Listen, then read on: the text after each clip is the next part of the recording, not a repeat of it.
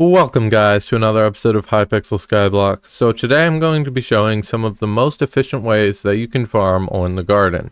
Now I'm going to start off this video by talking about some answers to a question that I've gotten before. So the main question is, how can you farm in rows of 5 when you're using 1.8.9 Minecraft?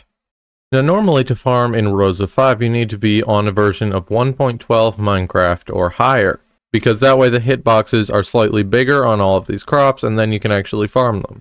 And in order to make the hitboxes bigger in 1.8.9, you need to have a mod called Patcher.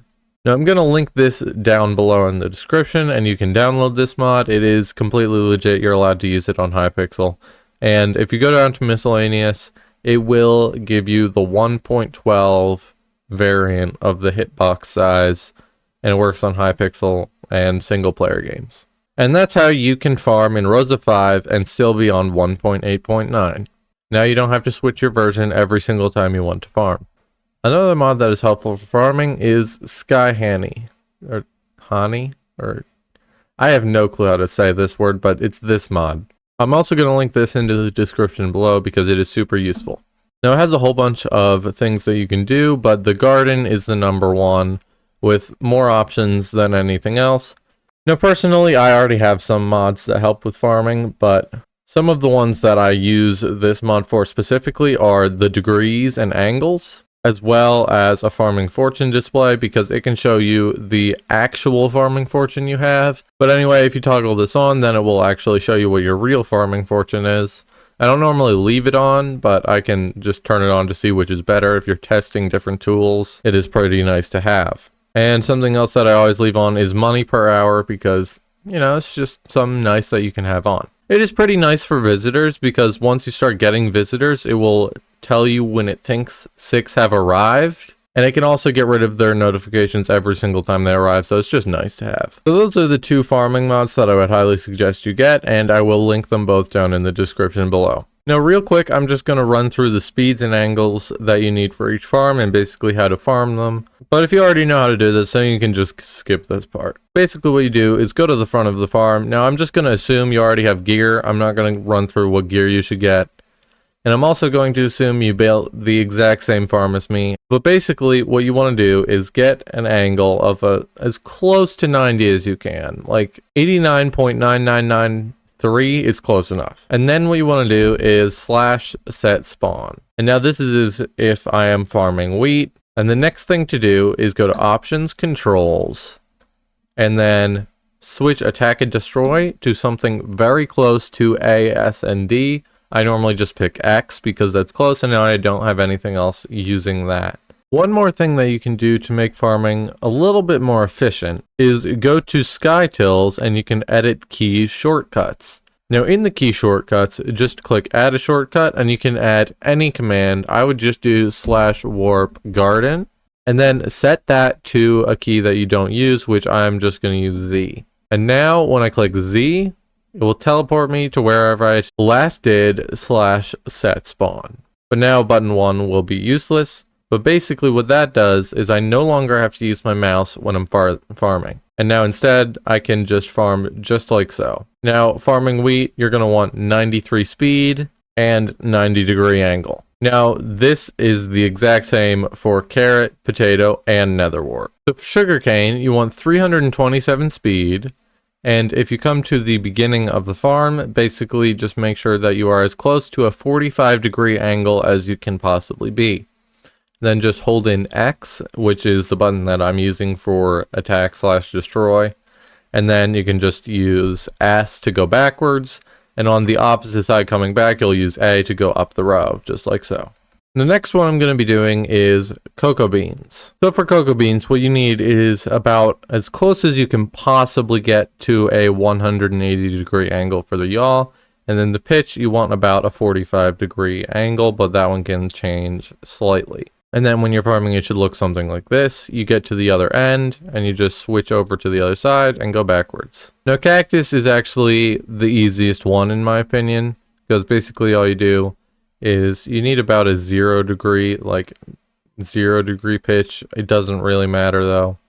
and a 90-degree angle. Now for cactus, you literally want the max speed you can get. Hold the cactus knife, 90-degree angle, and you can just go like so.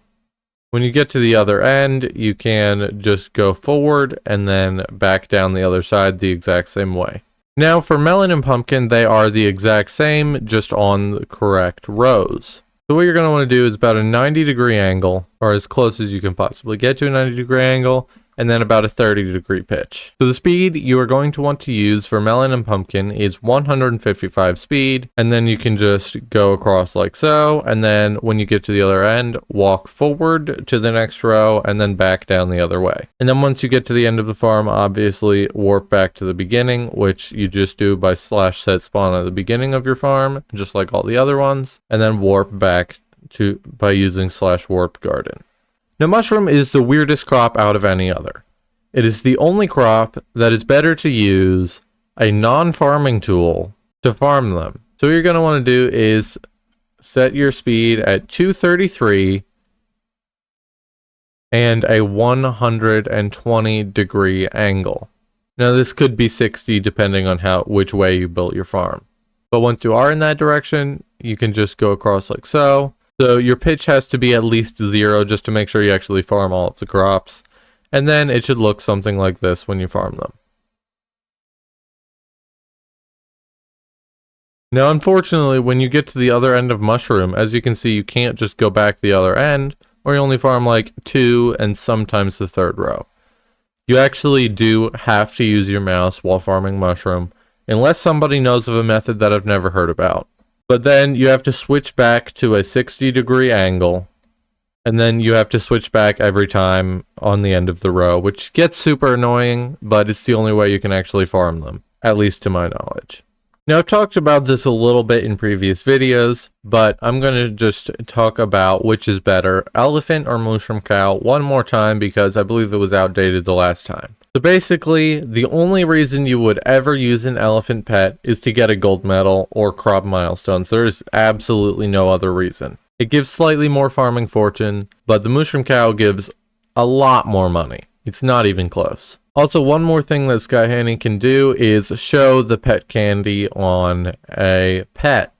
Now this is really nice because if you guys didn't know, level 100 pets now hide the pet candy. And as you can see, there's nothing showing up here, but the mod is showing that there is actually a candy on it. It's in the, I don't even know how you find it, description. You have to go into the code or something. But if you really do not like the pet candy, you should go for something like this, just so that you know which ones have candy and which ones don't. Now, when talking about crop efficiency, it is important to note the garden level. A couple people did ask me at what garden level is this farm infinite, and I can tell you that it was infinite when I was garden 12. At least it was for all of the crops that I was farming.